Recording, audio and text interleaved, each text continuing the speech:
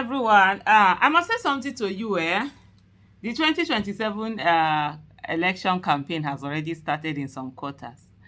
And so, if you notice, there's so much attack against Peter Obi in terms of the words, in terms of everything focuses on him, online, offline, all sorts of things. The traveling, he's traveling, the everywhere he is in Nigeria seems to be like such a burden on them. And I can tell you what this is all about. This is all about 2027 election. With the 2023 election, remember that a lot of people did not know that it was possible. Yes, they knew that Mr. Peter Obi had the competence, but they felt that because of the fact that he was in the smaller party, he was not in APC or PDP, then he would not be able to make it. And so, yes, they would have loved to have voted for him if he was in a different party, but because he was there, they felt he might not be able to win and they didn't vote for him. Now, with what has happened, with him winning the 2023 election, and we all know that people know that it was the rigging that brought this one. You saw recently also where some people from the PDP were talking about how it was actually Labour Party that won in Rivers State. But anyway, that's beside the point.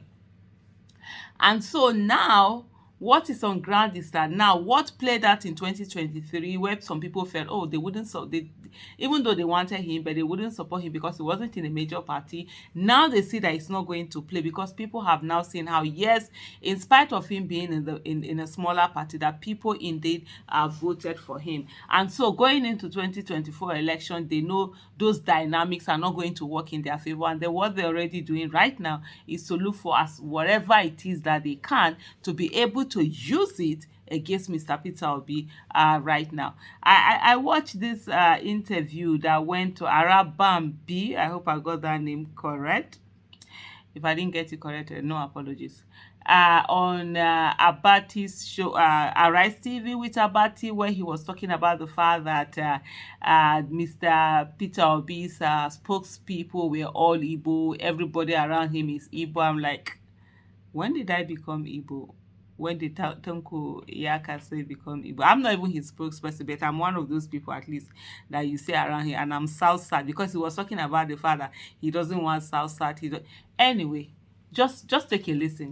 Actually, we are not quarreling over money. Our issue with Abure was their attempt to Anambralize, Immonize, and Abianize Labour Party. They want to immunize us, they want to Anambralize us, and they want to Abianize us.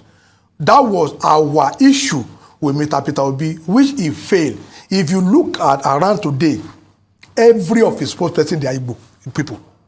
They don't want the Niger Delta, they don't want Yoruba, they don't want the Hausas. And that is what we are telling our president candidate, that no, you can't have your way like this.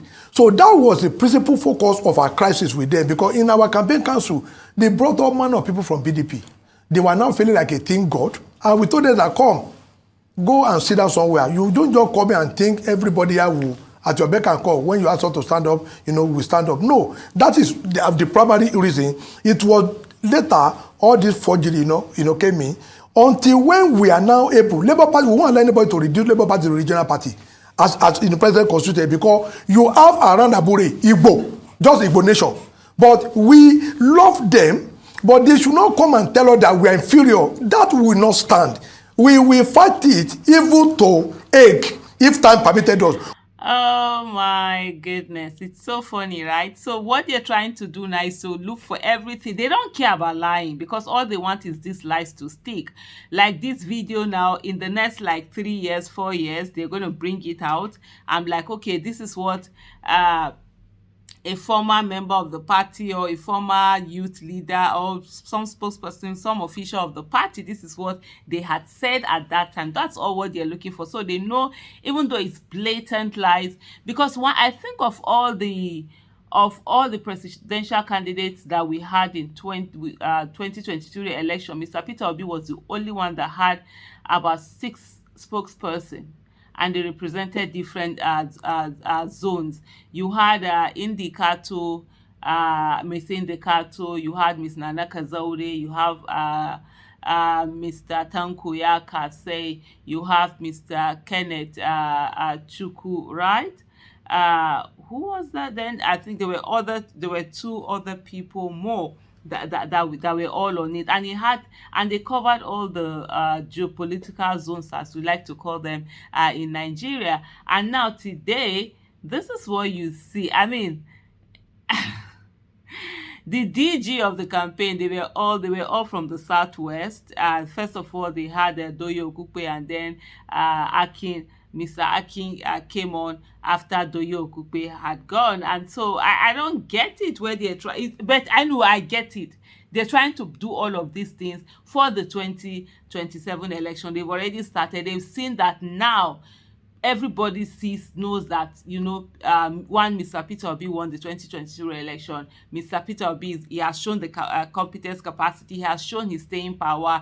Yeah, even though they stole the election from him, he's unperturbed, and he's going about, I hope I got that pronunciation right. He's going about his business. He's doing his thing. He's focusing on the nation, giving all to the nation, going around, finding where things are, giving solution to the government, pointing out all the problems, and actually giving the solution that need to be put out there. So everything they can to smear him black, to paint him black, they're going to be on that part of it. And of course, even in terms of, it's subtle threats here and there. Oh, you're doing too much.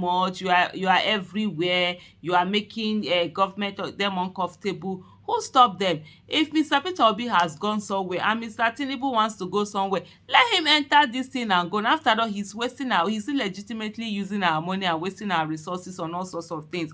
Let him go in there and get that thing, get that thing sorted out. Let me see, I don't want this thing to be too long. Yeah, I'll soon round up now. Get it sorted out, get it done, and don't go and do it. Why are you so bothered that there's a citizen who has decided that Nigeria matters and he's going to devote his time to Nigeria? But anyway, we've seen all of these things. Thank God for a very, what do I call it now? Very tech savvy supporters that Mr. Peter Obi has, the Obedient Movement. They're always there. They follow issue. They've already, come out to debunk that whole statement, of course, and brought out all the yes, from the southwest. How I forgot my brother, Mr. Dele Farotimi, was the one from the, spokesperson of Mr. Peter Obi from the southwest, and then there's also someone from the south. So, debunking all of these lies that are being said.